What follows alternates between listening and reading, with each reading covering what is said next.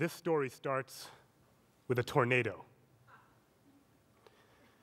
We all know about the little girl named Dorothy who got swept away to an unknown land, a land unknown, a land named Oz. Now, as Dorothy journeyed down the yellow brick road, she came in contact with three key characters: the lion, the scarecrow, and the Tin Man.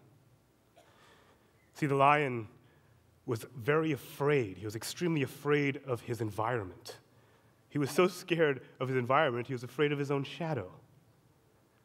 The era in which humans were afraid of our environment is long gone. We have long since come out of our caves, and now we build planes, trains, and automobiles to conquer each corner of this globe. The scarecrow seeks a brain. He seeks intelligence, information. The age of digital information is now at its tail end. We all have supercomputers in our pockets. And this is good, this extreme abundance of digital information is good, but as we all know, as adults, we dive too deeply into our devices, and therefore it is absolutely numbing our senses. We understand that this may be a problem as an adult, but for our children, this is an epidemic. They are growing up and being programmed in the age of too much digital information. Enter the era of the Tin Man, a man who becomes a machine, stronger, faster, more efficient, but loses his heart in the process. Most of our society is living as the Tin Man. We are addicted to our devices, and yet we truly understand that it interrupts and stunts our ability to deal with our outside world, to have meaningful, deep relationships. I am the Tin Man. I've spent my life in deep search of how do we connect with our hearts. I've built tools and research about how do we connect with our hearts, because ultimately, I am in search of my heart. As humans, everything we create is to provide deeper experiences for ourselves, but I am becoming more like my machine, cold, rigid, heartless. This must change.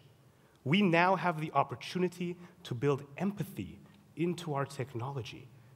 We have the opportunity to give our technology the greatest of human gifts: emotional intelligence. Only when we are able to use our machines in this manner will they be able to amplify our relationships with each other and ultimately with our own heart. No longer will we live in a world where our interconnectedness is actually disconnecting us. We will now live in a world where our hearts power our online experiences. Our connected computers have an amazing capacity to create and handle and store vast amounts of information, but they must transfer and sequence this information into a series of numbers called algorithms.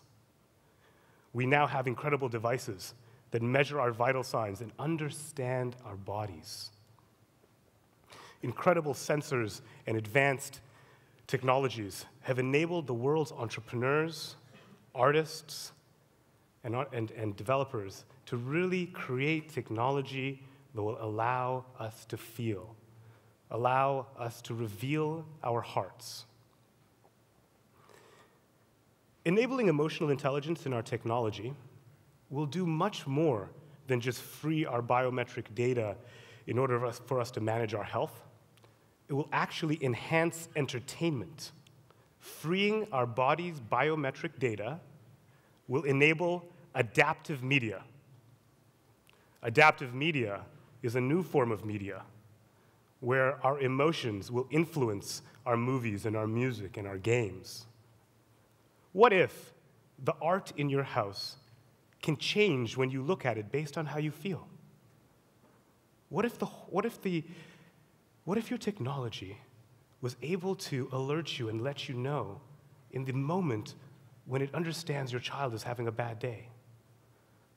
What if this technology allows us to adjust our playlist in our bedroom when our wife walks in to reflect her emotions.